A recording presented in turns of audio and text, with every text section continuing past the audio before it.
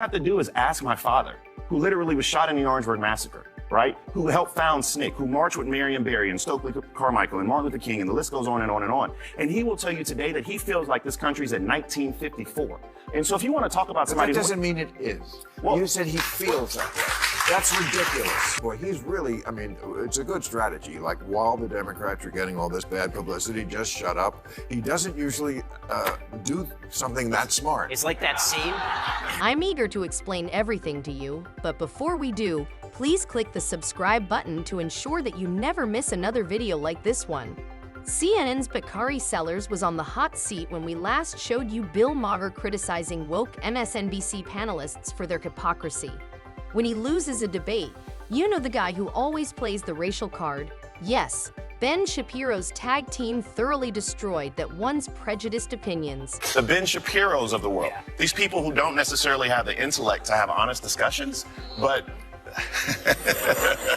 but yet they're able to become millionaires because they're actually just circulating and promulgating this. I purposefully showed you that tape to create the atmosphere for what happened when Bari Weiss and Ben Shapiro faced off on Bill Maher's show.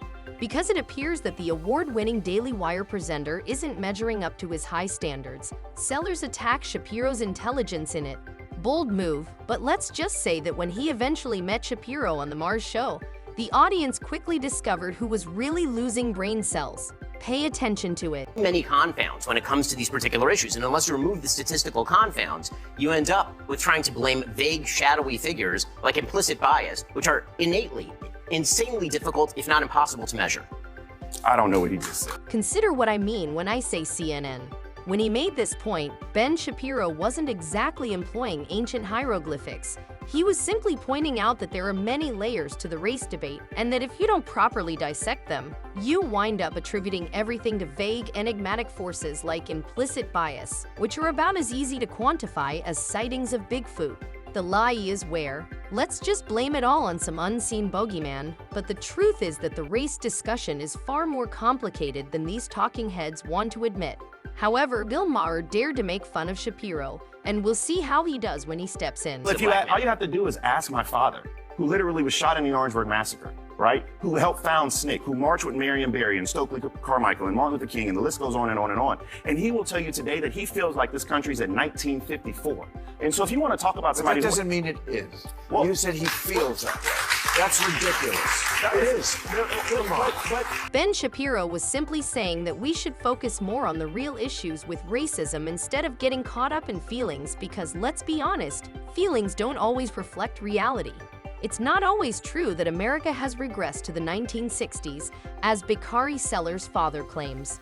The goal is to promote a narrative, regardless of how far from reality it is, and the moment you try to question it, you are tagged as dumb, bigoted, or anything. It is not about logic or truth. That was really pointed out by Bill Maher, but I'm not surprised at all. Emotions have always taken precedence over facts and statistics in the Awaken movement. For instance, they are the same individuals who claim that you are who you believe yourself to be. Congratulations if a black man feels like a white woman. Even terrible. Meanwhile, the rest of us are just sitting here, confused, wondering how common sense became a crime. The ridiculous notion is for either one of you all to have the audacity to believe that you understand what the experience is to be. I have to object to that. But you just said I cannot talk about it because I am not part of a group. I am a sentient human being. You're right. There's two ways you cannot understand something. One is to be too far from it. We're too far from it. We can't see like you can. One is to be too close to something. And then sometimes you can't see it accurately either. Great Bill Maher. According to such reasoning, no one could talk about poverty unless they had been homeless or discuss crime unless they had been robbed. Since strong opinions don't always equate to correctness, it's possible that the so-called victims aren't always the most impartial voices either. It is utterly ridiculous to think that you cannot talk about racism unless you have personally experienced it. Simply put, it's common sense. Finding common ground necessitates open conversation because every group has its own prejudices. Nevertheless, do the racial because, let's be honest, they wouldn't have anything to complain about on primetime television if racism weren't the intractable problem they say it is. It's not about progress, it's about power, and the more they persuade people that they are oppressed, the more sway they have over real solutions, leaving the people they purport to serve in the same situation as before. Naturally, that is not what hustlers like Barari Sirs, Joy Reid, and Sonny Horton desire. They thrive on discord rather than promoting honesty. When it comes to something, I am that. I know. And so, but what I am saying though is for you to discount my father's experience and say I'm not discounting it. And to say it was silly. I'm not. No, he was shot. No Were shit. you shot? No, but he's still alive. Like he's Okay. right here. Like Right, but the idea that if I were to say to you, as a Jew, that the experience of Jews in the United States today is worse than the experience of Jews in Europe in 1939, I would not be stating accurately. Correct. It's not true. That's and it's right. also not true to say that the experience of black people in America in 2024 is worse on a general level than the experience of black men in 1954 in Alabama. That's just crazy. But I mean, I think You may observe what happens to haughty race baiters who prefer to stir up feelings than having meaningful conversations when they come across real when your entire argument is founded on feelings rather than facts. It breaks down at the first sign of doubt, which is why debaters like Ben Shapiro and shrewd hosts like Bill Maher start to falter and stammer, as Bakari Sellers is doing here. Think back to the brutally pervasive racial injustice of the 1960s. As demonstrated by events like the Selma March, in which nonviolent demonstrators were attacked by police, Black Americans faced legalized segregation under Jim Crow laws, were threatened and denied the right to vote through literacy tests, and faced the possibility of death for simply demanding equality. In contrast, consider 2025. Particularly, Black Americans hold prominent positions in the media, business, and government. Is racism still prevalent even if it is illegal and diversity programs ensure representation in almost every industry? Even though it isn't even close to the 1960s, individuals like Sellers act as though nothing has changed and stick to the same rehashed oppressive narrative in order to hold on to their power, because let's be honest, what would they even talk about if advancement was acknowledged in public? He's really, I mean, it's a good strategy. Like, while the Democrats are getting all this bad publicity, just shut up. He doesn't usually do something that smart. It's like that scene. That's a great way to describe Barari Sellers, because at this point, he's just talking in circles and nobody is claiming that everything is ideal for minority and Black communities. The idea that America has somehow regressed to the 1960s is as absurd as a velociraptor learning to open a door handle in Jurassic Park, even if racism is one of the actual injustices that still needs to be addressed, and it's totally unrealistic. Playing the victim is the foundation of Miss Sell's entire career, much like Sonny Horton and Don Lemon. Their strategy is to convince people that nothing has changed, that tyranny is still very much in place, and that they are the only ones advocating for the cause. People would lose their TV roles, book agreements, and their carefully constructed reputation as truth tellers if they publicly acknowledge racial progress. They therefore perceive it as a direct assault on their importance when someone like Ben Shapiro questions that narrative, particularly when he presents evidence. They don't just argue back. They lash out because they know that racism isn't going away. Rather, people are realizing that 1965 isn't the same as What about the conversations you and I have had, Whoopi, so many times about the co-opting of the word woke?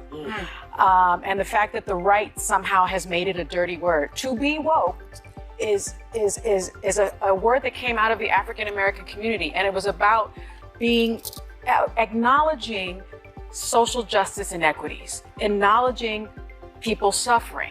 It is not a bad thing to care about other people, to care about the sufferings of others, and to act upon it. And so it angers me when people are like, this woke stuff has got to go. That's telling me that you don't care about my lived experience. You don't care about the oppression of the LGBTQ community. You don't care about the oppression of the disabled. You don't care about the oppression of immigrants. You don't care about your fellow neighbor. And that is ungodly. That is not Christian. Listening to these races, hearing hustlers gripe about the term woke being appropriated when, in fact, they are the ones who destroyed its original meaning is so tiring. In the past, being awake simply meant being aware of injustice, but they have now perverted it into a divisive ideology that promotes mindless uniformity, demonizes opposing views, and destroys anyone who tried to voice their disapproval. They are now upset that the phrase has turned into a joke. It should be noted that the term woke wasn't even required at first. taking into account and caring for the underprivileged should be instinctive. It is referred to as fundamental human decency. There is no need for a trendy phrase, but the woke mob, who are fixated on bringing up Christianity in every conversation, as if it were the only religion that addresses compassion and justice, clearly finds that to be insufficient. The reason they do this is clear. The way that works is amusing. They may attack Christianity whenever they want with no consequences since it is a low-hanging fruit. They wouldn't risk it. Say woke, it's become, and I make fun of it too, because it's become an eye roll in many ways. If woke, I assume at a certain moment, and it wasn't that long ago before we didn't have the term.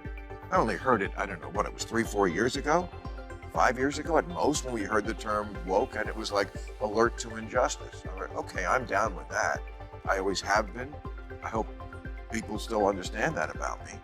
But yes, it became sort of a byword for a lot of this goofy stuff. Despite the indisputable advancements Black Americans have made in 2025, race hustlers such as Bakari Sellers continue to propagate oppressive narratives. They refuse to recognize the enormous advancements in representation, rights, and opportunities, instead clinging to antiquated analogies to the 1960s. Why? Their grift would end if they acknowledged improvement. In the meantime, they ignore the obvious biological benefits and promote other ridiculous ideas, such as permitting biological men to share restrooms and compete against women in sports. We're supposed to call it progress when women train for years and lose to men who identify as female. They turn to calling dissenters bigots when reason fails. Thank you for viewing. I'll see you later.